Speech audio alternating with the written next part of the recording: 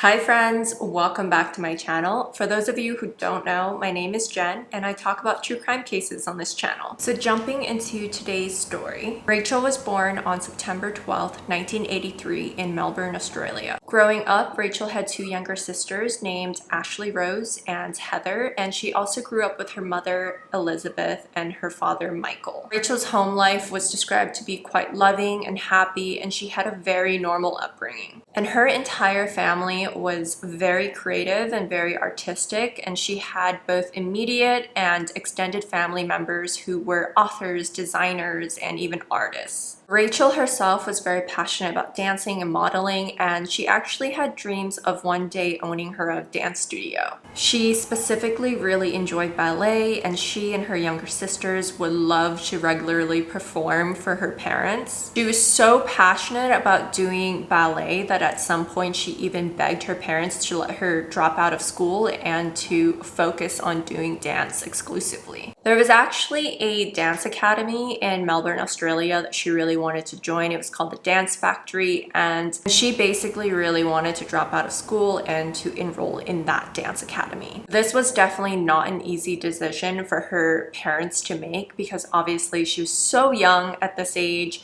I think she was around 14 or 15 years old, and obviously schooling is super important, and they didn't take this decision lightly whatsoever, but eventually they realized that this meant the world to her, so they agreed to let her drop out of school and to enroll in the dance academy. So at the age of 15, on March 1st, 1999, on a day just like any other, she finished getting ready for the day and she went out to catch the tram, which is something she would do every single day in order to travel from her home to the dance academy. For those of you who aren't familiar with a tram, it's basically a bus, but it operates on a railroad that goes throughout the whole city. This is a main form of public transportation that is used by a lot of people in Melbourne City, and I think this also exists in the US. I think you can find trams in San Francisco, but I think in San Francisco they do call them cable cars instead of trams. But if you live in San Francisco and that's incorrect, please let me know in the comments. So once Rachel finishes getting ready for the morning, her dad then drives her over to a tram station that's nearby their house, and from there she's supposed to board a tram that will take her to another station that's closer to her dance academy, and she'll just walk over there to the academy. Rachel was quite popular and had a lot of friends and even had a boyfriend named Manny, and they all attended the same dance academy. So in the mornings before heading over to class, they would meet at the tram station that was closest to the academy, and they would grab a bite together, grab breakfast, and then they would walk over to class together. So on this particular morning of March 1st, 1999, when Rachel got to the tram station to meet up with her friends, she actually told them that she was going to be taking a gig later that day and that it was going to be paying her a lot of money. And this definitely piqued her friends' interest. They asked her, wow, like, what is this gig? What kind of job is it? And Rachel would tell them that she really couldn't say anything about the job yet because it was a super secret project, but once it was over, she would give them all the details. Rachel's friends stated that she was super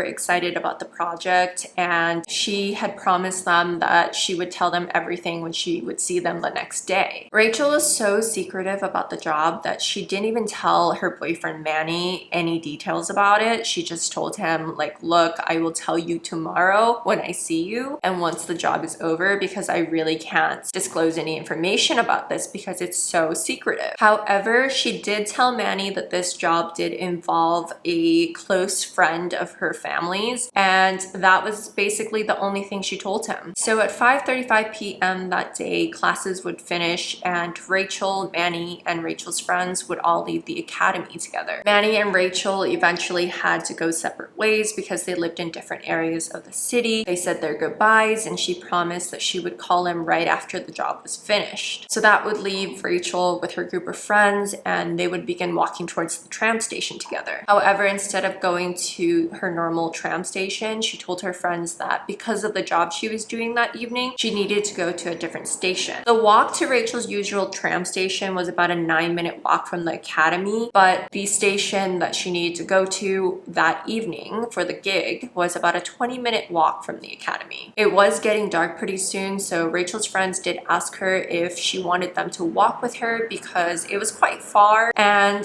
they weren't really comfortable with her walking alone in the dark. But Rachel declined their offer and told them it's fine and that her dad was going to be picking her up from the other tram station. At this point, Rachel does say goodbye to her friends and everybody ends up going their separate ways. Now, apparently Rachel had never told her parents that she was going to be going somewhere else after school in order to do some sort of job. So her dad did drive over to the tram station after classes ended and waited for her at the usual tram station that was near their house because he was going to wait there, pick her up, and drive her home. And back at Rachel's home, Rachel's mother Elizabeth and her two younger sisters were there preparing dinner for all of them because they would usually at the end of the day sit together and have dinner together. It usually doesn't take Rachel and Michael, who is Rachel's dad, that long to get back from the tram station. They usually arrive home somewhere between 6:15 p.m. and 6:45 p.m. at the latest if there's traffic or anything like that. But by 6:45 p.m. that evening, Rachel's mom did note that Rachel and Michael had not yet returned home, and she did find that a little bit strange, but she just assumed that maybe Rachel had somehow missed her tram and was just running a little bit late. However, an hour passes and no one's home yet, and Elizabeth starts to get worried. At around 7:40 p.m., Michael does phone home to Elizabeth to tell her that Rachel never showed up at the tram station and to ask if Rachel somehow made it home by herself. Elizabeth tells Michael, "No, I haven't seen her and I've been waiting for you guys to return home," and this really starts to worry both Elizabeth and Michael. Initially, Michael and Elizabeth were worried that Rachel might have gotten off at the wrong tram station and that she had somehow gotten herself lost. Even though Rachel is very creative and loves to perform in front of her family, she was at heart a very shy girl, and they knew that if she had somehow gotten lost, she would have struggled to ask for help or for guidance on how to get home. Apparently, Elizabeth and Michael do take turns doing pickup and drop-offs. When it's Michael's turn to do pickups and drop-offs, he will usually go and pick Rachel up from the tram station that's closest to their home. But when it's Elizabeth's turn, she does actually go to a different tram station to do a pickup and drop-off. So she suggests to Michael that maybe Rachel is waiting there because she's just forgotten the schedule and has just gone there instead. Michael then does head over to that tram station, but Rachel's nowhere to be seen, and at this point he really begins to panic. He even goes back to the original tram station that he was meant to pick Rachel up at and waits there and starts looking around at some point as well, and he still can't find her. At this point, they're both really panicked. They decide to go to the police station and ask for help in finding Rachel, but the police shrug it off and tell Rachel's parents that this is just something that teenagers do and it's nothing to worry about. Teenagers like to run off all the time for a day or so, but they always come back. This doesn't sit well with Elizabeth and Michael because they know their daughter and they know that Rachel would never ever do something like this. After a lot of frustrating back and forth with the authorities, Elizabeth and Michael do end up going back home and decide that they're just gonna figure this out on their own. So when they get home, the first person they call is Rachel's boyfriend, Manny. When they get him on the phone, they ask him, "Hey, have you seen Rachel? Do you know anything? She hasn't come home." And Manny tells Elizabeth and Michael that Rachel told him and her friends that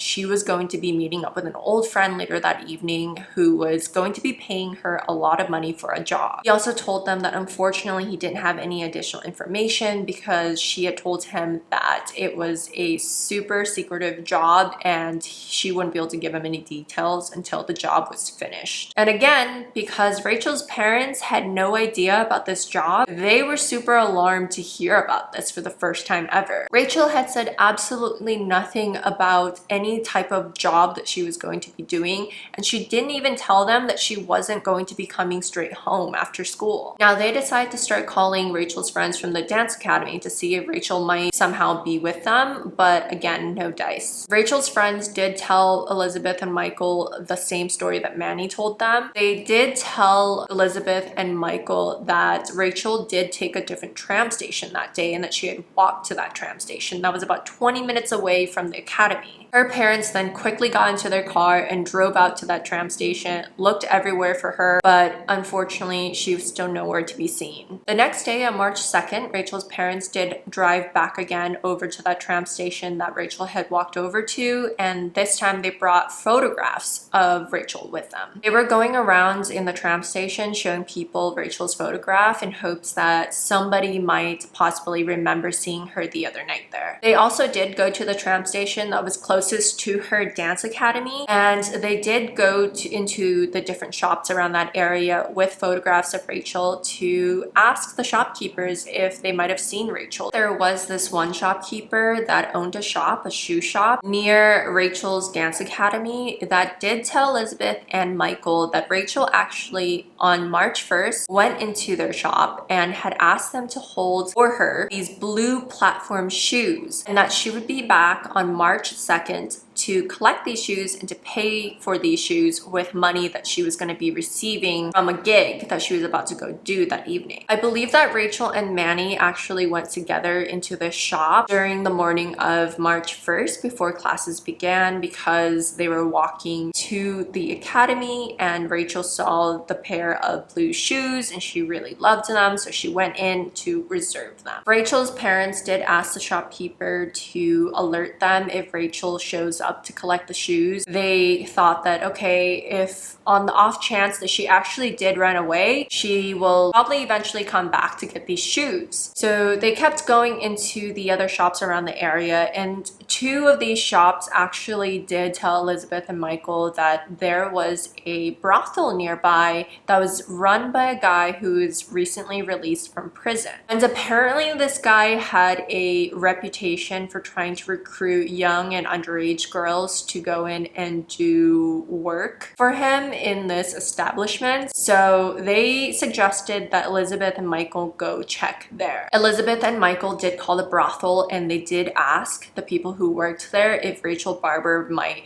be working there as well, and even gave them her description. They promised them that they would not say anything to the authorities. They just really needed to know if their daughter was there. The brothel owner was pretty offended and did end up telling them off. He did tell them that they don't recruit people off the street and they definitely don't recruit underage girls. So that didn't lead anywhere, because the brothel owner was adamant that Rachel definitely didn't work there and that they didn't have any underage girls there. But to be honest, even if he did have underage girls, there's no way he would admit it to two random strangers on a phone. But that's an entirely different point. Rachel's parents then go back to the police station that they had went into the day before, and this was Box Hill Police Station, and they made a second attempt at trying to get help in finding their daughter. Apparently, this is where things get really frustrating. When Elizabeth and Michael went in the day prior to file a missing persons report for their daughter, the officer who was on shift at that time never filed the report for them. So the officers that Elizabeth and Michael would meet with on the second day had absolutely no idea what the situation was or what was going on. They were rightly upset about this, and they quickly decided that the police were not going to be of any help here. They then decide that they're going to try a different station, and there was actually a different police station that was located closer to the dance academy that Rachel went to. So they headed over there, and it was called the Richmond Police Station. Unfortunately, when Elizabeth and Michael met up with the officers there, they told them that because Elizabeth and Michael had already filed a report with Box Hill Police Station, the Richmond Police Station couldn't help them because it was out of their jurisdiction. So basically anything pertaining to Rachel's case needed to go through the original police station that they filed the report in. Again, Elizabeth and Michael had absolutely no faith in the Box Hill Police Station, so they decided to keep going on their own. They eventually ended up calling hospitals in their area and in surrounding areas to see if Rachel had somehow gotten hurt and was admitted into any of these hospitals. The hospitals did tell them that they weren't able to share any information with them without the consent or knowledge of the patient. Rachel's parents really did try everything that they possibly could at this point, but they were just hitting one dead end after another. They even called their phone provider to try to get the phone logs of incoming and outgoing phone calls that were being made through Rachel's phone. Unfortunately, they were only able to get the logs for the outgoing calls, but not for the incoming calls. When they looked through the logs, they didn't find anything suspicious. Because Rachel's family was really struggling to get any help from authorities, their community actually really came together and tried their best to help Rachel's parents. One shopkeeper in the area had actually printed out flyers with Rachel's photograph and had posted them all around the neighborhood and even shared them with other shopkeepers in the surrounding areas. And there was one shopkeeper who had connections to a detective, and they asked that detective to look into the Box Hill police station to see if any progress was being made on Rachel's case. The detective did look into the situation and did confirm that the Box Hill police station did open an investigation and that they were looking into things. But still, they were doing basically the bare minimum and weren't really getting anywhere with it. There was another shopkeeper in the area that had dressed a mannequin in the same sort of outfit that Rachel was wearing on the day that she had gone missing, and that shopkeeper had put the mannequin outside of their shop in hopes that someone would walk by and it might jog their memory. So really everyone except the authorities at Box Hill police station were trying to help find Rachel. And on March 4th, 3 days after Rachel's disappearance, Elizabeth and Michael were still fighting with the police. The police had told them that they would go to the dance academy and interview everybody at the dance academy to try to find information, but turns out they never showed up for any interviews. So now going back to the detective that one of the shopkeepers knew and recommended to Elizabeth and Michael. While he wasn't really able to help with the case due to some legal reasons, he did give Elizabeth and Michael really good advice. That detective told Elizabeth and Michael to compile a list of all of Rachel's female friends. He had specifically told them to list out the female friends because Manny had told Elizabeth and Michael that Rachel had said that the old friend that she was meeting was a old girlfriend. And when I say old girlfriend, I mean a girl who is a friend. So Elizabeth and Michael would end up compiling that list, and they would bring that list back to Box Hill police station, and they gave that list to the authorities. The police finally agreed that they would start interviewing the people on the list, and they eventually interviewed a few people that were on the list. Here's where things get weird. The police remembered that Rachel had a boyfriend, Manny, and before even speaking with Manny, they came up with a theory that Rachel was pregnant with Manny's baby, and that because of this supposed pregnancy, she had run away because she was ashamed.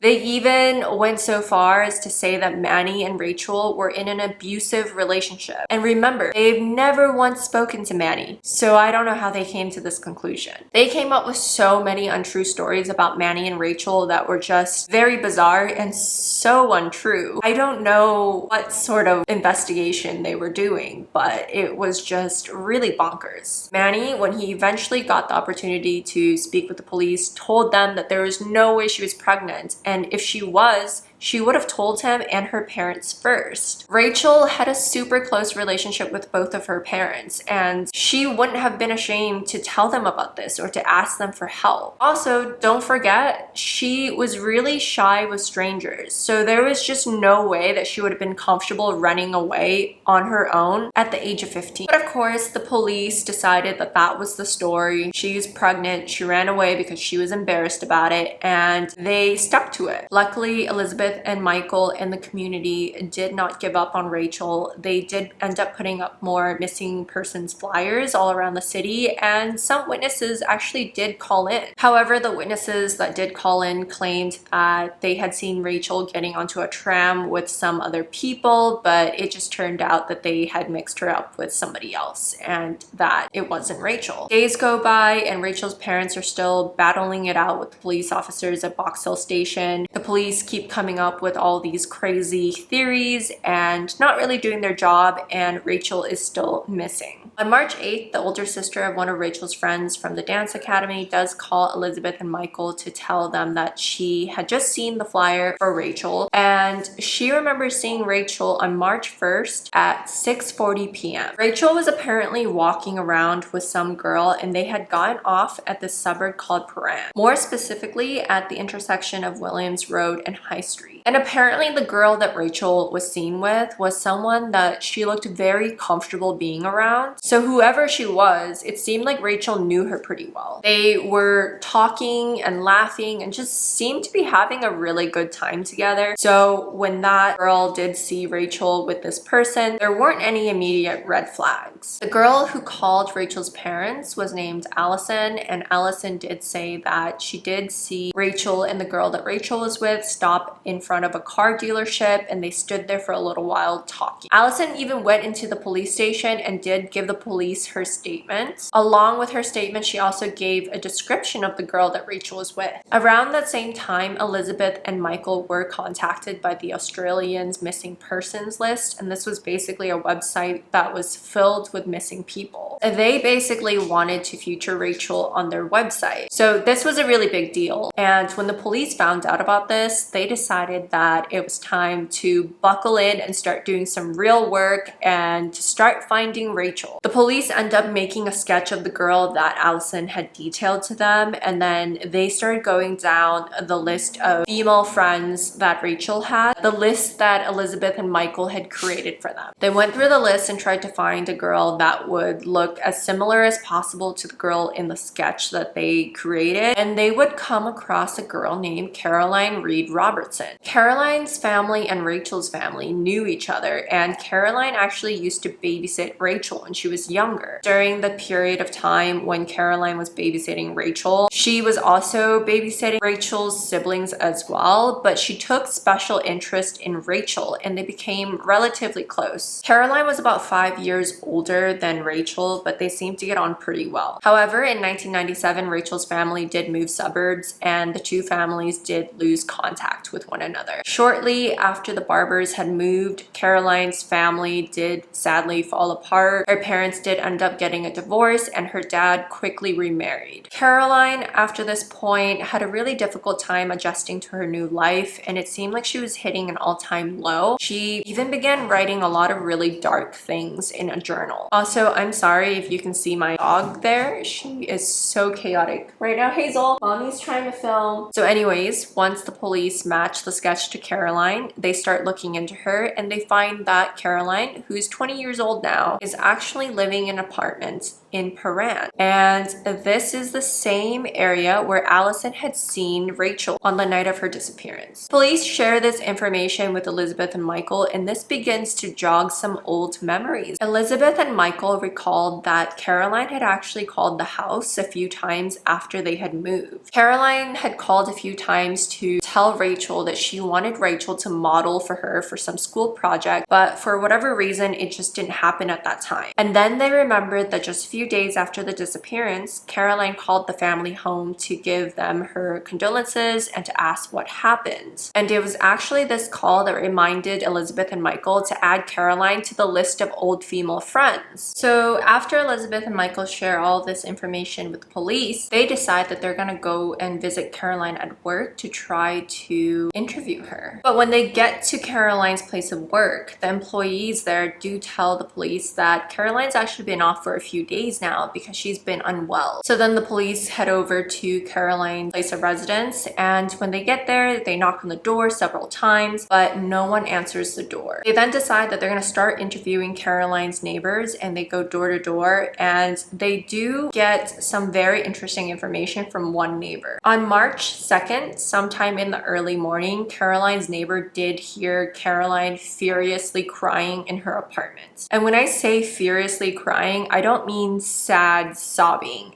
I mean full on loud, furious sobbing. Think of when you're really mad about something, you're like super angry and you start full on screaming, crying. That was basically what the neighbor was describing. Later on, the police did end up getting a statement from Caroline's dad. Caroline's dad had apparently gone over to Caroline's apartment during the time that she was sick so that he could try to take care of her. And every time he was there, he said that Caroline's bedroom door would always remain locked, which was pretty strange. Why would someone keep their bedroom door locked when they live alone? The only reason I could think of is that she was hiding something in there, or maybe hiding someone in there. In addition to those statements, Caroline's co-workers did state that she did not go to work on March 1st, which is the day of Rachel's disappearance. She had apparently called in sick on March 1st, and on that same day, she had actually called a co-worker of hers that she had lent $320 to. She told the co-worker that she needed him to give her the money back right away because she had some movers coming and she needed to pay them right away. Turns out Caroline did actually hire a moving company that would arrive at her apartment on March 3rd. Now, the movers, when speaking to the police, told the police that Caroline had given them a large, heavy duffel bag to move. Caroline had told the movers that what they were moving was basically a statue that needed to be moved to Caroline's dad's farmhouse, which was in Kilmore, and this was about an hour-long drive from her apartment. And the movers didn't suspect anything. They ended up moving the duffel bag over to the farmhouse, and that was that. So by March 4th, Rachel's case was starting to spread around the city, and it was starting to get a lot more coverage by different news outlets. And this led to a lot of people talking about Rachel's disappearance, and this would include Caroline's co-workers. And here's the interesting part. When Caroline's co-workers would mention Rachel in front of Caroline while they were at work, Caroline would tell them that Rachel was known to run away, and that was probably what happened to her. But again, Rachel wasn't known to be that type of a person. She didn't run away from her family. She had a great relationship with her family. She had great friends and a really happy relationship with her boyfriend. She had no reason to run away. She's never ever run away before, and she didn't have issues with running away from her family. Caroline even goes on to tell her co-workers that she used to babysit Rachel and her siblings and that she knew Rachel better than anyone. And here's what's weird. On March 4th, Caroline walks into a bank and takes out a personal loan of $10,000, 10,000 Australian dollars, and tells the bank officers that she is planning to buy a car and needs money for that. But Caroline didn't know how to drive, nor did she have a license. That was the whole reason why she had to hire the movers to move the statue for her. It was because she didn't drive. So it didn't make sense that she was asking for a $10,000 loan to buy a car when she didn't know how to drive one. On March 12th at 9:30 in the morning, the police try again to speak with Caroline. They go to her house and they knock on her apartment door, but again, no one answers. So they leave and they come back later that day around 5:30 p.m. and they knock again on the door, but again, no one comes to the door. This does raise a few eyebrows, and authorities start to suspect that maybe something fishy is going on inside that apartment. They eventually force their way into the apartment and they find Caroline sprawled out on the floor of her bedroom, totally unconscious. Caroline was taken to the hospital and it was determined that she had suffered from an epileptic seizure. While Caroline is in the hospital, the police start to investigate and search her apartment, and they begin to find clues that connect Caroline to Rachel's disappearance. Caroline had naturally brown hair, but when the police found her, she had green streaks in her hair. It was as if she was trying to quickly dye her hair another color, but it wasn't successful. And in addition to that, they found that Caroline had documents in her home showing that she was trying to change her legal name to Rachel Barber. There was even another document showing that Caroline was trying to get a new birth certificate with the name of Rachel Barber. And the apartment itself was just really messy. It was covered with alcohol bottles and leftover food. They even found Caroline's diaries that contained pages upon pages of details about the Barber family and Rachel. In the journals, Caroline would write about how beautiful Rachel was, how skinny she was, and just how great she was. Anything that Caroline wrote about herself was just completely opposite of what she was writing about Rachel. She called herself worthless, hopeless, jealous, obese, and ugly, and all these terrible, horrible things about herself. Caroline had also written tons of letters addressed to her dad, just pleading him for help. Caroline's dad did try to get Caroline some help and even tried to get her to go to therapy, but for whatever reason, she just refused to go. Police also found that Caroline had made several appointments to get cosmetic surgery, so that was probably what the $10,000 loan was for. Pretty soon after this, I think the police started to really piece together the puzzle. Caroline was trying to steal Rachel's identity. She wanted to get surgeries to look like Rachel. She even had clothes that didn't fit her but were perfectly matched to Rachel's size. She even had a checklist of things that she needed to do or to obtain in order to become Rachel. So all of this would set off a bunch of alarms for the police, and they would quickly realize that Caroline probably killed Rachel in order to try and take her place. The police did go over to the hospital where Caroline was admitted and did go and speak with her, and they asked her, "Did you have anything to do with Rachel's disappearance?" Caroline straight out said, "Yes, I killed her and I buried her at my dad's farmhouse." Eventually, once Caroline recovered, she was transferred from the hospital to a jail cell where she remained while awaiting for trial. Caroline never went into detail about how she killed Rachel when she spoke to the police, but she did write everything down in her journal. Caroline had contacted Rachel and had told her that she was working on some psychological experiment that would pay really well and asked if Rachel would want to participate in it. She made Rachel promise not to tell anybody anything about this project until it was over because of how confidential it was, and Rachel agreed. When Rachel arrived on March 1st to Caroline's apartment, both Rachel and Caroline just sat in her living room and had pizza together. Caroline's original plan for murdering Rachel was to lace the pizza with poison, but she actually didn't move forward with that. Instead, she tried to get Rachel drunk, but Rachel, being 15 and not really a drinker, declined that offer. So, having run out of ideas, Caroline just told Rachel, "Okay, we're gonna start the experiment now." She then tells Rachel to lie down and close her eyes and think of happy thoughts and happy things. And Rachel does just that. And when Rachel lies down and closes her eyes, Caroline comes up to her with a telephone cord and strangles her to death. Once Rachel was dead, Caroline comes to the realization that what she did was really messed up. She decides to put Rachel's body in her bedroom closet. So that's where she kept the body for almost 2 days and why she kept the bedroom door locked. And after those 2 days, the movers would come and move Rachel's dead body to the farmhouse, but of course they thought that it was a statue. And when Rachel's body was moved over, Caroline did go up to the farmhouse and she would bury Rachel's body. Police did find Rachel's body buried in a fresh grave, wrapped in 2 blankets and a carpet, and stuffed in a duffel bag. And the telephone cord that was used to kill Rachel was still wrapped around her neck. Neighbors around the farmhouse also did confirm that they did see Caroline around the farmhouse on March 3rd. That is the day that Caroline called in sick from work. They even confirmed seeing Caroline doing something with a duffel bag in the woods. Rachel's cause of death was confirmed to be due to strangulation, and she was confirmed to have passed on March 1st. Caroline actually did end up doing some interviews in jail, and when she did those interviews, she said that she didn't really want to go into the details about what happened. She just kept saying that she killed Rachel and buried her at the farmhouse, and that was all she had to say. Officers did determine that this was premeditated murder because Caroline did put some thought into the planning of this murder. On February 28th, she did contact Rachel to tell her about this experiment and to begin putting down the traps. Caroline's trial was scheduled for November 28th, 2000, and when that time came around, she looked like a completely different person. She had lost tons of weight, had long pin blonde hair, her acne cleared up, and she just was a completely new person. People think that Caroline underwent this transformation during her time in jail because she was trying to prove to the judge that she was a new person and that she was different from the person who had killed Rachel. But thankfully, this didn't work. The judge actually stated, and I quote, "Although she was mentally ill, her mind was devious and manipulative, and this was a crime that was premeditated, and it is possible to feel bad for a person in this situation, but at the end of the day, murder is murder, and you should handle the consequences for your actions." She was then sentenced to 20 years in prison and with no parole for up to 14 years. Here's the crazy part. When she reached her 14.5-year mark in prison, she applied for parole and in 2015 was released. And to this day, she's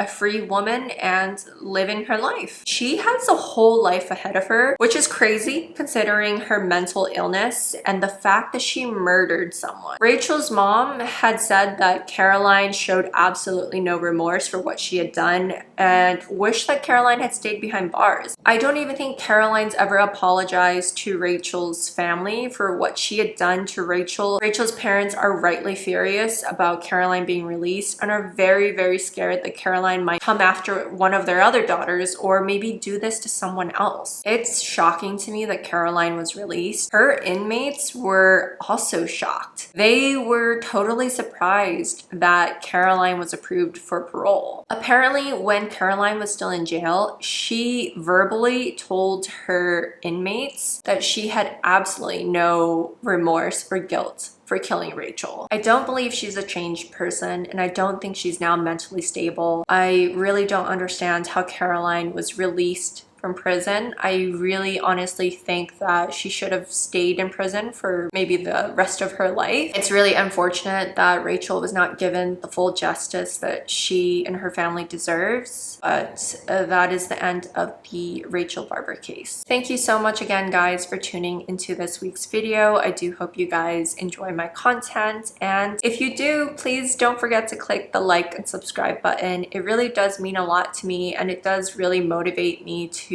do this research and to create these videos for you. And yeah, just thank you so much, and I hope you guys have a wonderful week ahead, and I look forward to seeing you in my next video. Bye!